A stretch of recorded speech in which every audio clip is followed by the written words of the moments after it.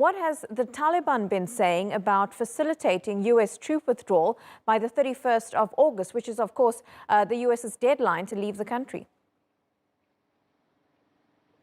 We met senior Taliban figures last night, on Sunday night. We had dinner with them, and they were quite open.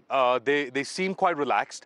They seemed quite happy. They called what is happening outside the airport a cancer of U.S. imperialism, and they said that they expect up to 100,000 people to be evacuated through that route. And they said once that is complete, once that is finished in the next couple of weeks or up to 3 weeks, then they can start handling the situation, security situation, not just around the airport, but in Kabul as well. And they're expecting some sort of framework to emerge before the 31st of August. That's the deadline that they've imposed on themselves by the time the US troops withdraw, to come up with a framework which they hope will satisfy the international community and give this regime some legitimacy, as well as create some a more holistic government, so to speak.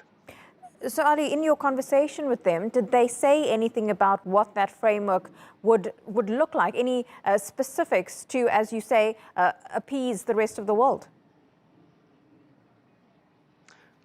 For them, this framework is based on two things: defending and preserving the liberties and rights of all Afghans, they say, regardless of ethnic background. So they say they will not differentiate between Pashtuns and Tajiks or Hazaras and whatnot. They said there are good people everywhere. This is on one side. And on the other side, they say Islamic law, Sharia.